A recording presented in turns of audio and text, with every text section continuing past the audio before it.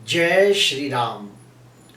मैं वसंत रावल आज ही मैं आपको बताने आया हूं मनुष्य गण में जन्मे व्यक्ति का स्वभाव कैसा होता है, उनका व्यक्तित्व कैसा होता है, उनमें कौन सी खूबियां होती है, कौन सी अच्छाइयां होती है और कौन सी बुराइयां होती है, और मनुष्य गण का क्या महत्व है, ये भी मैं आपको इस वीडियो के अंदर बताऊंगा। सबसे पहले मैं आपको बता दूं कि हम जब कुंडली मिलान करते हैं, जिसे इंग्लिश में कहा गया है मैच मेकिंग करना, तो कुंडली मिलान के अंदर अष्टकुट मैत्री को देखा जाता है। अष्ट यानी 8, कुट यानी विभाग, 8 अलग अलग विभागों की मैत्री जो होती है उसे हम लोग कहते हैं अष्टकुट मैत्री। ये अष्टकुट मैत्री के अंदर गण का बहुत ज्यादा महत्व है। क्यों? क्योंकि गण से हमें पता चलता है कि लड़के का स्वभाव कैसा है, लड़की का स्वभाव कैसा है, और विवाह के बाद इन दोनों का स्वभाव आपस में एक दूसरे को मैच होगा या नहीं, इसके लिए गण मैत्री देखी जाती है। और एक स्टेप अंदर जाते हैं कि कौन कौन से नक्षत्र में जन्मे व्यक्ति मनुष्य गण के होते हैं, वो भी हम सबसे पहले जानेंगे। आइए देखते हैं। देखिए, जो भी व्यक्ति का जन्म इन नक्षत्र के अंदर हुआ है तो समझ जाना वो मनुष्य गण वाला व्यक्ति होगा। और वो नक्षत्र के नाम क्या है? तो भरणी, रोहिणी, आद्रा, पूर्वा फाल्गुनी, उत्तरा फाल्गुनी, पूर्वाषाढ़ा, उत्तराषाढ़ा, पूर्व भाद्रपद, उत्तर भाद्रपद, ये जो 9 नक्षत्र है, इन 9 नक्षत्र के अंदर कोई भी व्यक्ति का जन्म होता है तो हम समझ जाते हैं कि ये मनुष्य गण वाला व्यक्ति है। अभी हम जानेंगे कि कुंडली मिलान के समय गण का क्या महत्व है। तो मैंने पहले ही कह दिया कि लड़का लड़की का स्वभाव देखा जाता है। देखिए, अगर लड़का और लड़की अगर दोनों का गण मनुष्य हो, यानी लड़का भी मनुष्य गण का हो और लड़की भी मनुष्य गण की हो, तो उस मैचिंग को बहुत अच्छा माना जाता है और उसको 6 गुण दिए जाते हैं।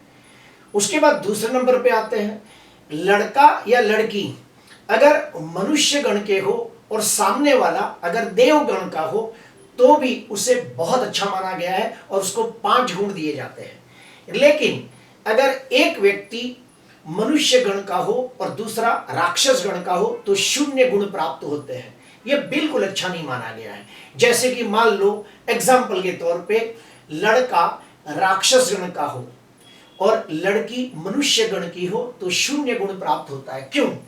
तो हमारे 32 साल के अनुभव में हमने देखा है कि अगर मान लो लड़का राक्षस गण का हो और लड़की मनुष्य गण की हो और अगर इन दोनों की शादी कर दी जाए तो शादी के 15 साल के बाद जैसे जैसे साल बीतते हैं, मनुष्य गण वाला जो होता है वो धीरे धीरे बीमार होने लगता है, शारीरिक दृष्टि से रोगिष्ट होने लगता है, शारीरिक दृष्टि से कमजोर होने लगता है।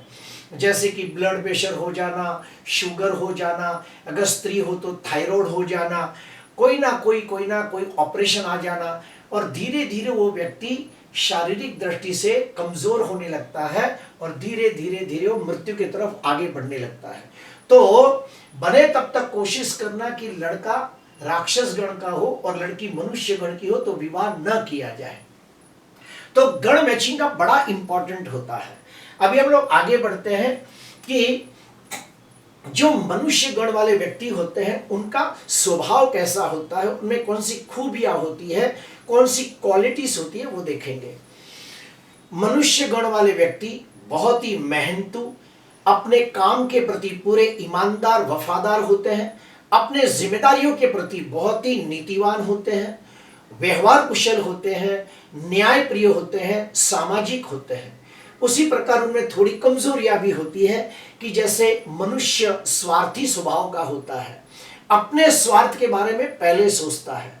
मनुष्य का स्वभाव भोगी स्वभाव होता है, हर चीज को भोगना उसे अच्छा लगता है, अच्छा अच्छा खाना खाना, कोई भी प्रकार का व्यसन करना, कोई भी प्रकार की चीजों को हासिल करना, भोगना उसे बहुत अच्छा लगता है।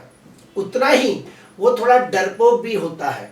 कोई भी गंभीर परिस्थिति आ गई, कोई भी प्रकार की आपदा विपदा आ गई तो बहुत जल्दी डर जाता है। और मनुष्य का एक खास गुण है कि वो बहुत ही ईर्ष्यालु होता है, उसमें जलसी बहुत होती है। तो ये सब एक मनुष्य के सामान्य गुण हैं।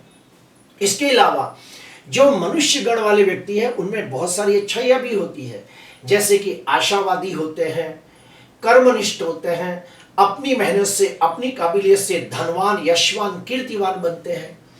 जो मनुष्य गण में जन्म लेते हैं ऐसे व्यक्ति स्वभाव से दयालु, उदार, सेवाभावी होते हैं, करुणाशील होते हैं।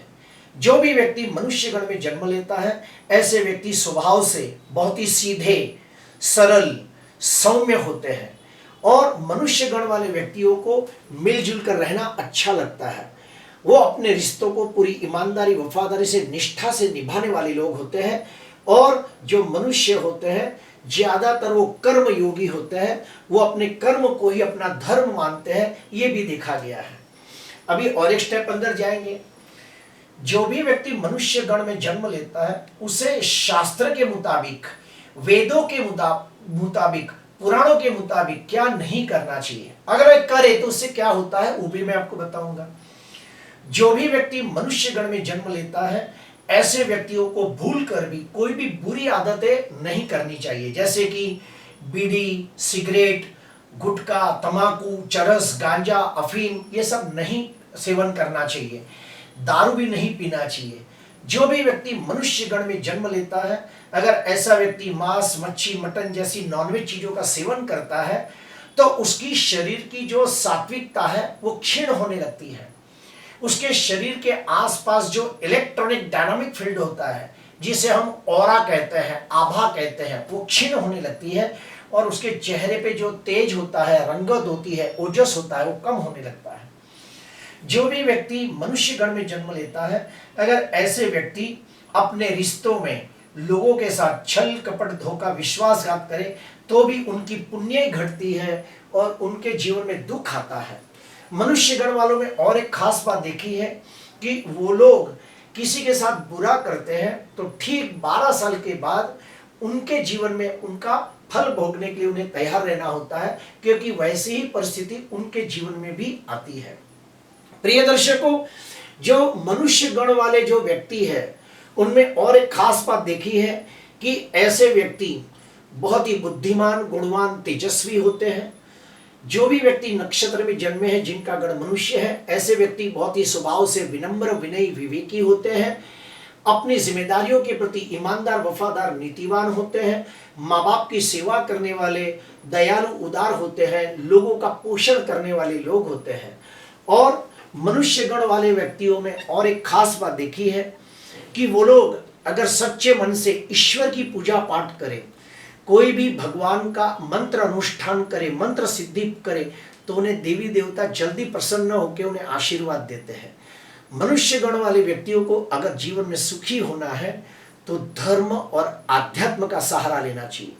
मनुष्य गण वाले व्यक्तियों को कोई देवी देवता की उपासना करनी चाहिए, ध्यान, मेडिटेशन करना चाहिए, कोई भी प्रकार के मंत्रों की सिद्धि प्राप्त करनी चाहिए तो उनके जीवन में जल्दी सुख आता है।